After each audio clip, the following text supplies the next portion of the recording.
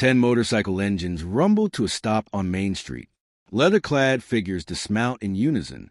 They move toward a small girl huddled under a flickering lamplight, forming a tight circle around her. The crowd freezes. A woman gasps. Someone pulls out their phone, not to help, but to record what they're certain will be trouble. Whispers ripple through the evening air. "Oh my God!" Someone called the police.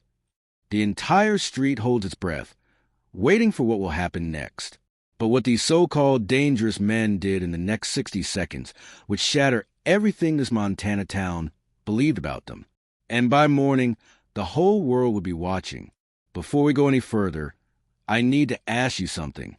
Have you ever judged someone based purely on how they looked?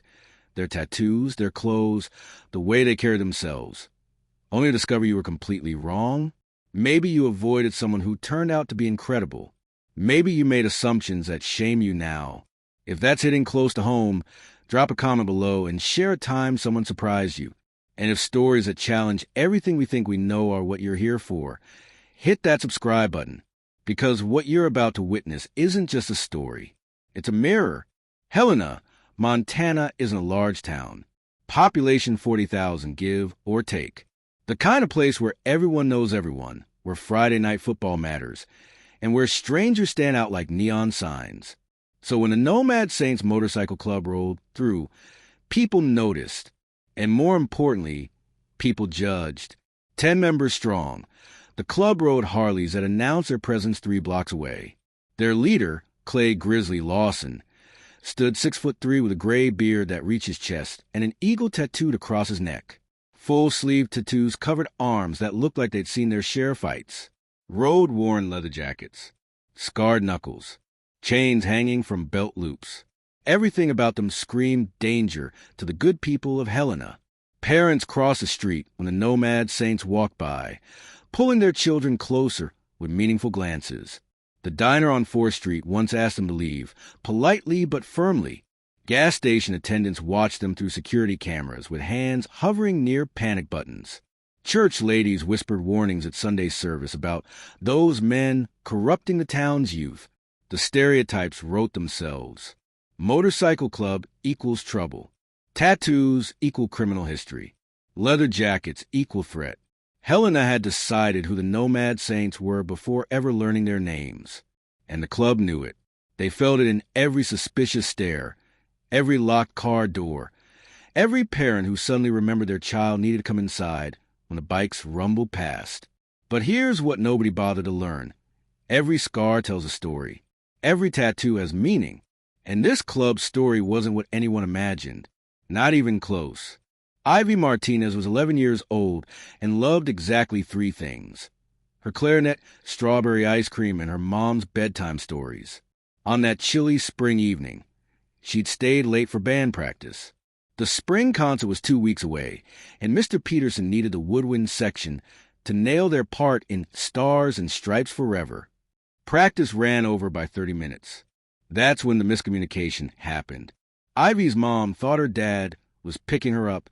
Dad thought Mom was handling it. The band teacher assumed a parent was waiting outside. By the time Ivy walked out of Helena Middle School at 7:15, the parking lot was empty except for Mr. Peterson's car pulling away in the distance. She tried calling home. No answer. Mom was in the shower. Dad was mowing the lawn with headphones in. She tried again. Voicemail. The spring evening was growing colder. The sun had dipped below the mountains, painting the sky deep purple and orange. Beautiful, except Ivy wasn't thinking about beauty. She was thinking about the 45-minute walk home through neighborhoods she barely knew. She started walking toward Main Street, hoping to see someone she recognized. Anyone. But the Friday evening crowd was absorbed in their own worlds.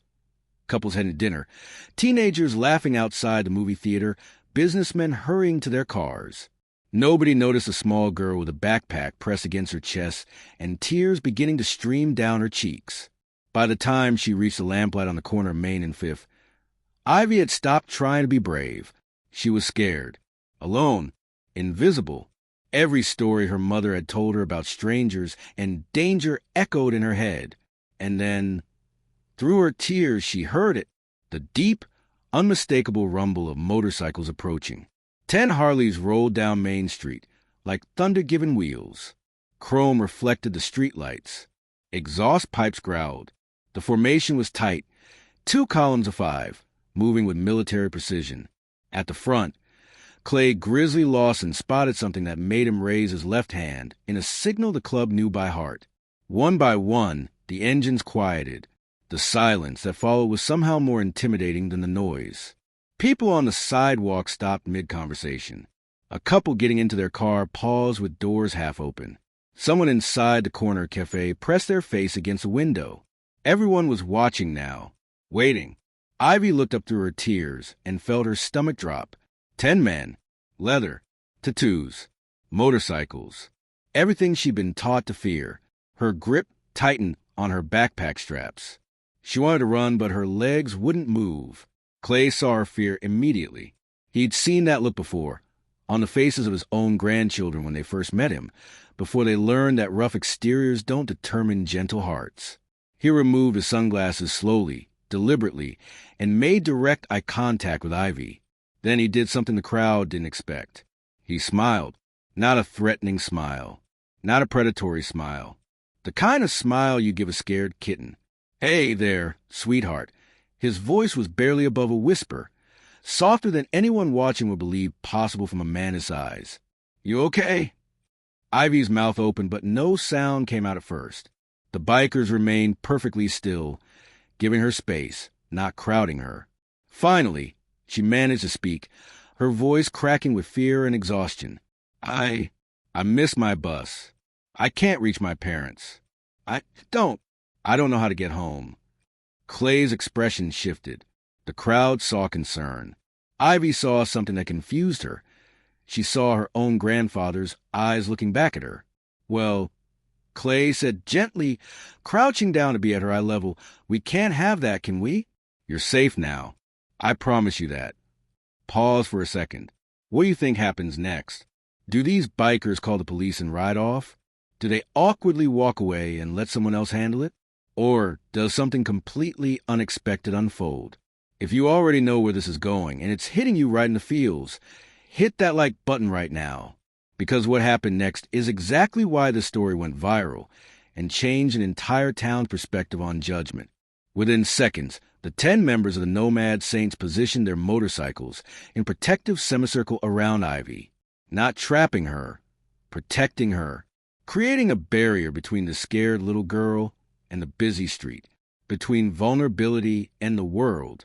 Clay stood and nodded to his brothers. "Deacon, phone and something warm. Ace, see if you can track down her folks. Rest of you, let's make sure she knows she's safe." The club moved like a well-oiled machine. Deacon, a broad-shouldered man with a prosthetic left leg and kind eyes, approached slowly. "I'm Deacon, sweetheart. I was an army medic before I retired. Got hot chocolate in my thermos here. Keep it for when my grandson visits. Want some?" Ivy nodded hesitantly. The hot chocolate was still warm, tasted like safety. Ace, covered in tattoos from neck to knuckles, borrowed a phone from a bystander, a young woman who handed it over with trembling hands. Still not sure what was happening. "What's your mom's number, kiddo?" His voice was gentle, patient. Ivy recited it through sniffles, while Ace made the call, stepping aside to speak with Ivy's panicked mother. The other members of the club did something the growing crowd found impossible to believe. They entertained her. Wrench, a mountain of a man with oil-stained hands and a scar running down his left cheek, knelt down and pulled a quarter from behind Ivy's ear. "Well, would you look at that? You got money growing in there." Ivy's tear-stained face cracked into the smallest smile. Bullet, whose arms were a canvas of intricate tattoos, sat cross-legged on the pavement beside her. "That a clarinet case?" he asked, pointing to her backpack. She nodded. "No kidding? I played trumpet back in high school." "You any good?" "I'm okay," Ivy whispered. "Better than okay, I bet. Spring concert coming up. 2 weeks. You nervous?" "A little. Want to know a secret? I threw up backstage before my first concert, right into a tuba case." Ivy giggled. Actually giggled. The crowd watching from the sidewalks and storefronts saw their assumptions crumbling in real time. Phones were still out, still recording, but the narrative had shifted completely. This wasn't a threat. This was protection. This was compassion, wearing leather jackets. 25 minutes passed. The longest 25 minutes of Ivy's evening became the fastest. The Nomad Saints told terrible jokes that made her laugh. They asked about school, about her favorite subjects, about whether she liked the new superhero movie. Wrench did 3 more magic tricks. Deacon shared photos of his grandkids on his phone. And then Bullet did something that sealed a moment in Ivy's memory forever. He pulled a small leather pouch from his saddlebag, filled with colorful beads and thin leather strips. "My daughter makes friendship bracelets," he explained. "But I bet we could braid a couple of these into your hair. Make you look like a warrior. What do you say?" Ivy nodded enthusiastically. And there, under the Helena streetlights, while the town watched in stunned silence, this giant of man with more tattoos and skin showing carefully, tenderly braided bright blue and purple beads into a young girl's hair. The crowd's phones captured every moment. But this time, they weren't recording danger. They were recording the kind of humanity that makes you question everything you thought you knew. A silver Honda Accord screeched to a halt at the curb, tires squealing against pavement. The driver's door flew open before the car fully stopped, and Maria Martinez stumbled out, her face streaked with tears, her eyes wild with a specific terror only a parent knows. "Ivy!" "Mom!" Ivy jumped up and ran into her mother's arms. Maria dropped to her knees on the sidewalk, clutching her daughter like she might disappear as she let go. "Oh, God! Baby, I'm so sorry, I'm so sorry." "Mom, it's okay. They saved me. They stayed with me." Maria pulled back, looking at her daughter's tear-stained but smiling face, then at the 10 men standing a respectful distance away. Her brain struggled to reconcile what she was seeing. The Nomad Saints, the club she'd warned Ivy about just last week, the men she'd crossed the street to avoid at the grocery store. They were the ones who protected her daughter. Ivy's words tumbled out in an excited rush. "I was so scared, and they stopped and gave me hot chocolate and did magic tricks, and look." She turned to show her mother the beads braided into her hair. "Bullet made me look like a warrior, and Deacon showed me pictures of his grandkids, and they called you and stayed with me the whole time." Maria stood slowly, still holding Ivy's hand. She looked at Clay, at Deacon, at Bullet, at each member of the club. Her mouth opened, closed, opened again. Then she did something that shocked even herself. She walked directly to Clay Grizzly Lawson and wrapped her arms around him. The 6'3" biker with the eagle tattoo and scarred knuckles stood perfectly still, arms at his sides, as his mother sobbed against his leather jacket. "Thank you," she whispered. "Thank you, thank you, thank you." Then she turned to each member of the club, hugging them one by one. Deacon, Ace, Wrench, Bullet, all 10.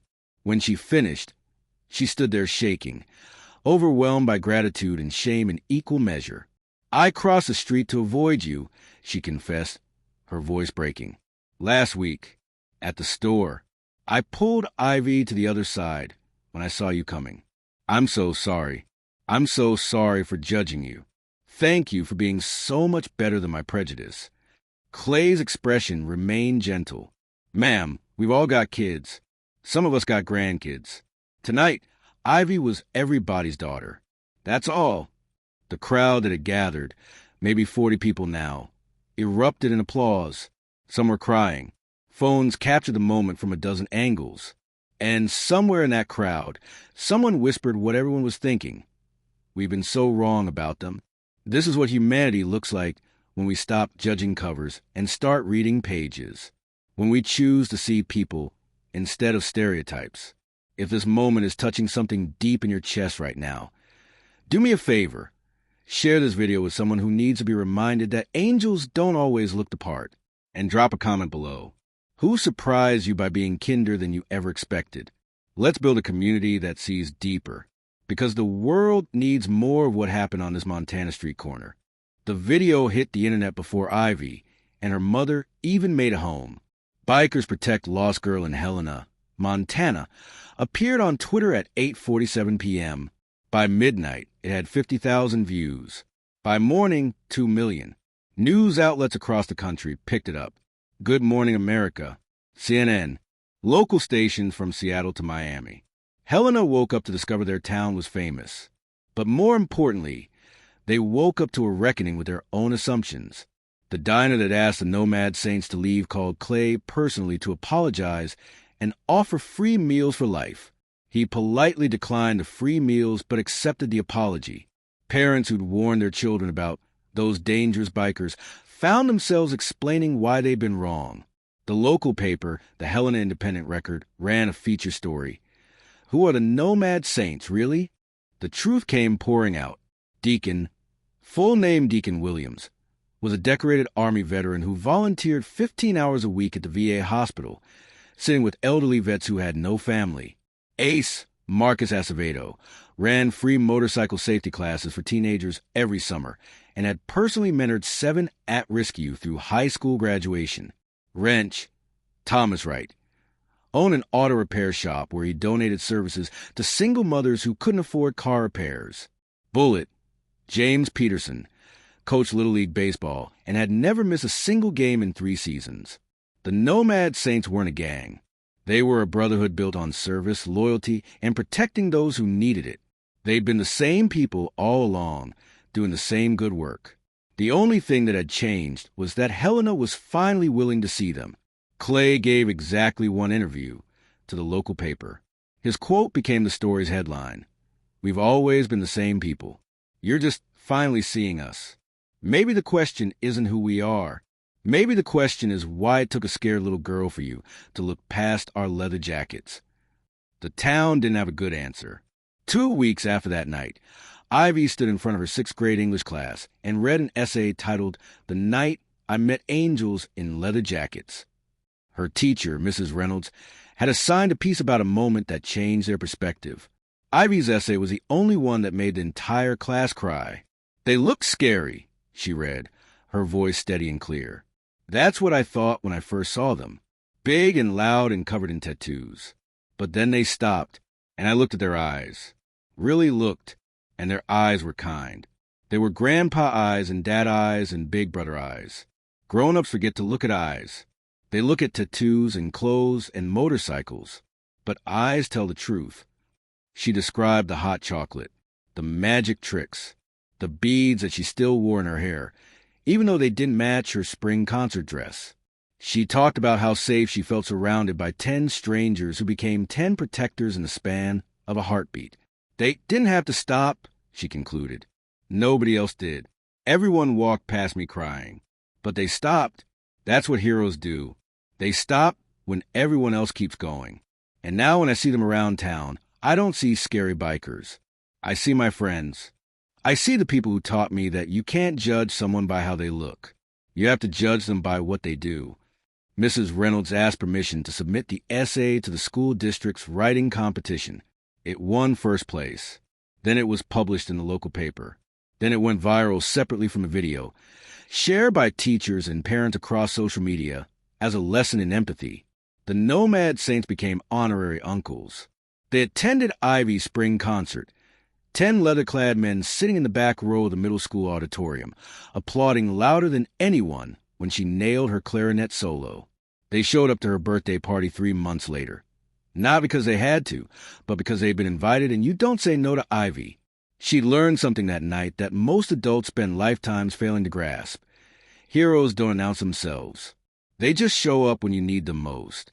So let me ask you something. What does danger actually look like? Is it leather and tattoos and motorcycles? Or is it indifference? Is it the kind of threat you can see from a block away? Or is it the quiet evil of walking past a crying child because it's not your problem? Here's what Helena, Montana, learned the hard way. Sometimes danger wears a tailored suit and a practiced smile. Sometimes it carries a briefcase and knows all the right words. And sometimes protection shows up covered in road dust and engine grease, looking exactly like what you've been taught to fear.